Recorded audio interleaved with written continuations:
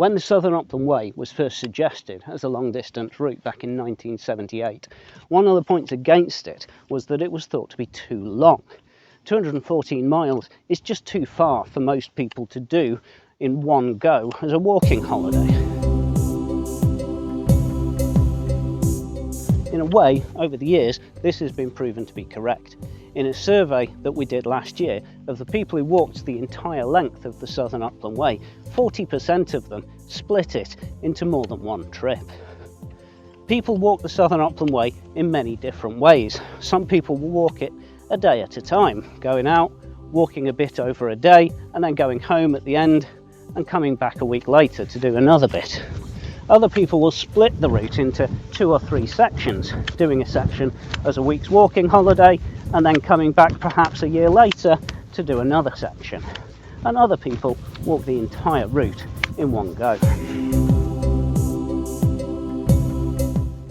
So we've decided it's finally time to recognise this way of doing the route and give some options for what we think are great parts of the path to do as a week's walking holiday. We've therefore split the Southern Upland Way up into 3 sections, and these are the 3 marches of the Southern Upland Way.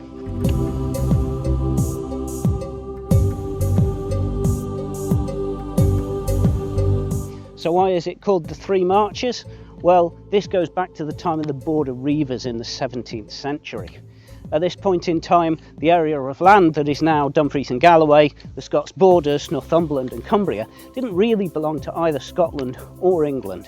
The Wars of Independence meant the line of the border was constantly changing, and the looting and skullduggery made the place dangerous and lacking in order. The people who lived here often felt more allegiance to their local clan than to their country, and there were often feuds and battles between the clans.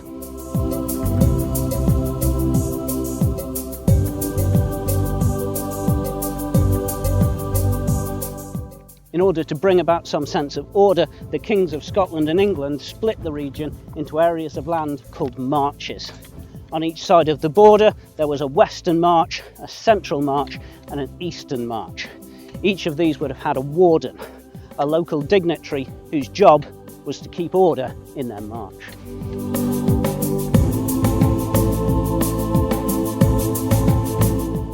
So where in the 17th century they split the region up to deal with the border reivers stealing cattle, today we've split it up to deal with the long and remote nature of the Southern Upland Way.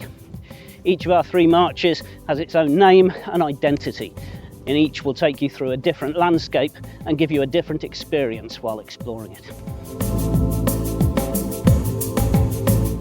The Western March is the Spirit of Galloway, and this is the longest of the 3. It starts in Portpatrick on the west coast and finishes in the royal borough of Sanquhar in the Lowther Hills.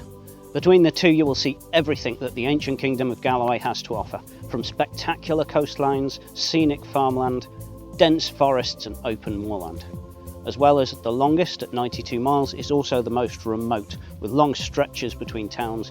It gives you the chance to get truly out into the wilds of Scotland.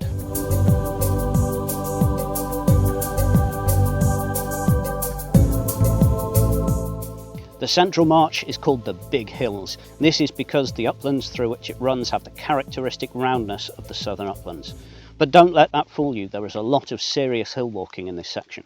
Although only 75 miles long, it has the most climbing of the 3 marches, including the highest point on the Southern Upland Way at the summit of Lowther Hill, 725 metres above the sea level. If you want to experience the southern uplands that the path is named after at their best, then this is the section for you. It starts in Sanquhar and finishes in Galloway.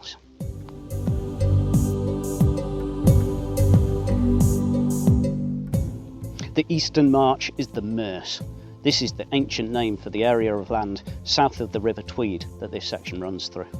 It's by far the shortest of the 3 marches at only 47 miles and mostly runs through lower level farmland and small towns and villages. You do still get the Lammer Muirs to give you that feel for the proper hill walking the route is known for.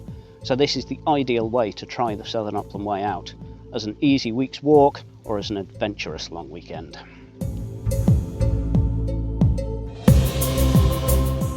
At the start and the end of each of the 3 marches, you will find one of these sculptures. They were designed by artist blacksmith brothers Sam and Finn Barlow in their forge at Cairn. The ones for the start and the finish of the Spirit of Galloway and this one for the start of the Big Hills are already in place, and the others will hopefully be going in the next few months. So when you start your adventure and when you get to your destination, take a selfie and tag us in it. We always love to see pictures of people out enjoying the route.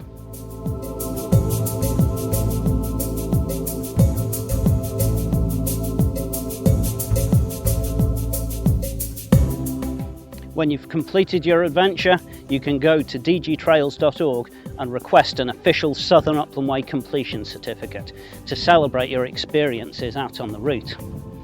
Now you can choose one of the 3 marches for this certificate, so don't feel that you need to have finished the entire of the Southern Upland Way to get this recognition of your achievement.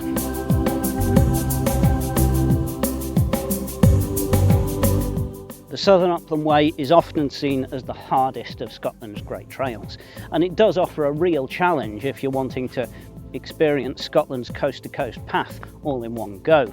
But there are many other ways of enjoying an adventure along the way.